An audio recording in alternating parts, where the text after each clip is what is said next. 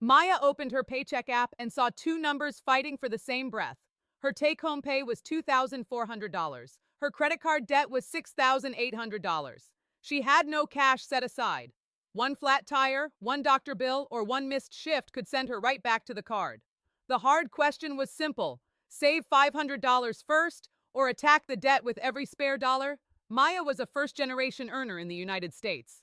No family fund waited in the wings. If trouble came, she could not call home for a quick loan and pretend it was nothing. Her paycheck paid for rent, food, power, travel to work, and the card minimums. After the bills, $300 remained for the month. That money had one job but two urgent calls. The debt felt loud. The emergency fund felt small. Still, small does not mean useless. An emergency fund is cash kept for a real surprise, not a sale, a trip, or a late-night food order.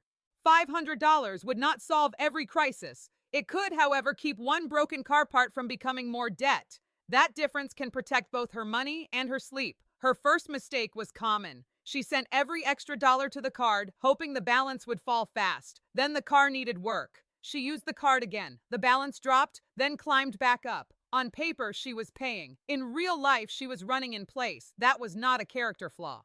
It was a system with no room for a hit. Interest made the fight harder. APR means the yearly cost charged for borrowing, though the card adds it over time. A high APR can make a slow payoff costly because interest keeps growing while the balance stays open. The exact cost depends on the card terms, payment timing, and balance. Maya did not need perfect math to see the risk. She needed her rates and minimums in one place. She listed each account, its balance, APR, minimum payment, and due date. The page felt rough at first, like reading a report after a hard loss. Then the fog cleared. $6,800 was not one giant mystery anymore. It was a set of balances with names and rules. Fear had been hiding the details. Details gave her something she could act on. Her next step was a zero-based budget. That does not mean her bank account must end at zero.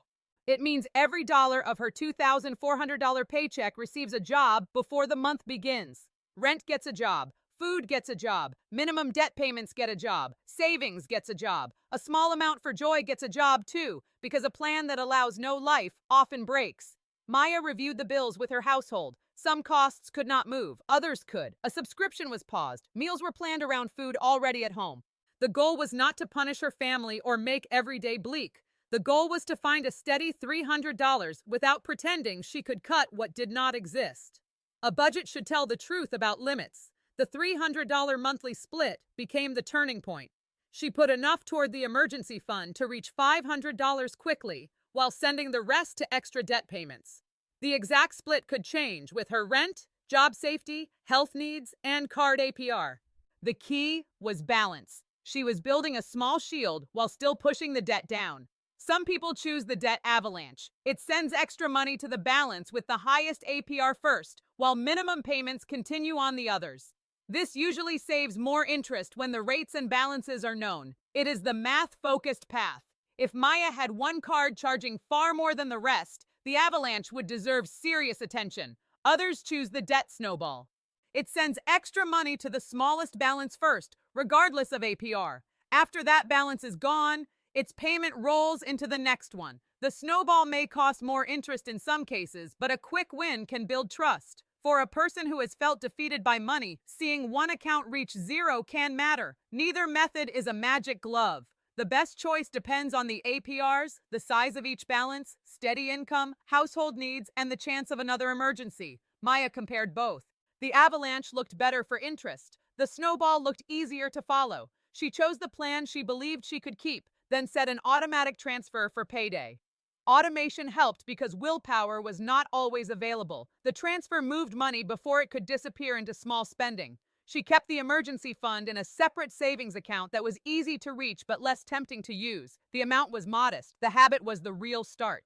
A savings system works best when it runs on a normal day, not only on a heroic one. The first month did not feel like a victory parade. She still watched the card balance. She still felt a jolt when groceries cost more than planned. But the money had a path. The fund grew. The debt received more than its minimum. For the first time, a surprise did not have to become an automatic swipe. That was progress before the balance looked impressive. Then her work hours changed for a short time. The old Maya might have stopped everything and used the card. The new Maya checked the plan. She reduced the extra debt payment, protected the cash she had built, and covered the basics. This was not failure. A financial plan must bend when life bends. A smaller payment can be wiser than a perfect plan that collapses. That choice also changed the feeling at home. Money talks became less like blame and more like teamwork. They could ask which bill mattered most, what could wait, and what support was available through work or public programs. Families with shared bills need shared facts. A partner, parent, or roommate may change the plan. That is not weakness. It is the real shape of household money. For freelancers, the same idea needs more space. Income may rise and fall, so a fixed monthly split can be too strict. A freelancer might protect basic bills first, then divide stronger months between taxes, an emergency fund, and debt. The numbers will differ. The rule stays useful. Make the next dollar visible before the next problem arrives. Maya also looked for income growth, not just cuts. She asked about extra shifts and training at work. More income was not guaranteed, and extra hours could bring stress or childcare costs. Still, growth can come from skills, a better role, a side service, or a fair pay talk. Cutting has a floor. Learning can widen the room, though it takes time. As the emergency fund reached $500, Maya did not feel rich. She felt less exposed. That is the honest purpose of a starter fund. It is not an excuse to ignore expensive debt. It is a barrier between a hard day and a new balance. Once it was full, more of the $300 could attack the chosen card. She kept the fund for true needs. A planned gift was not an emergency. A sale was not an emergency. A repair that kept her able to work could be one. A health cost might be one. The test was not whether the expense felt painful. The test was whether it was urgent, necessary, and hard to cover from regular cash.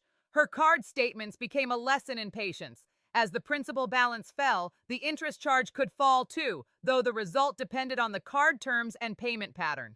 She checked progress once a week, not every hour. A weekly check showed the action. A daily check fed panic. Good habits need a rhythm that keeps you informed without stealing your peace. There was another temptation: investing while carrying high-interest card debt. Investing means buying an asset that may grow or pay income, but it can also lose value. An index fund is a fund that spreads money across many investments and follows a market group. It is not risk-free. Compound interest means growth can earn more growth over time, but debt interest can compound against you too. That is why priorities matter. Maya did not need to choose between building wealth forever and paying debt forever. She could keep a workplace retirement match if available, because giving up available matching money may carry a real cost. Beyond that, the emergency fund and high-interest debt needed honest attention. Investing would have a larger role after the foundation became steadier. Her net worth was also changing, even before she felt wealthy. Net worth means what you own minus what you owe. A savings balance raises it. A lower card balance raises it. At first, those changes were small. Small did not mean fake. Each payment bought back a little future income. Each saved dollar gave future Maya one less reason to borrow. The plan had to survive a bad month, not just a clean month. She wrote down the minimum payment for every card and kept due dates in one calendar. She called the card company to ask about hardship options only if needed, and she reviewed any offer carefully. Lower cost help may exist, but terms matter. A new loan is not a rescue if it hides fees or creates fresh risk. Maya also stopped measuring success by speed alone. A fast payoff is useful, but a steady payoff is often more powerful than a burst followed by a relapse. When she wanted to quit, she remembered the first cycle. Pay the card, face a surprise, borrow again. The $500 fund had broken that cycle. Protection had made payoff more real. For someone with a safer job and strong support, the balance might lean more toward aggressive debt payments. For someone with unstable work, family needs, or no backup, cash may deserve more space. There is no universal budget percentage that fits every home.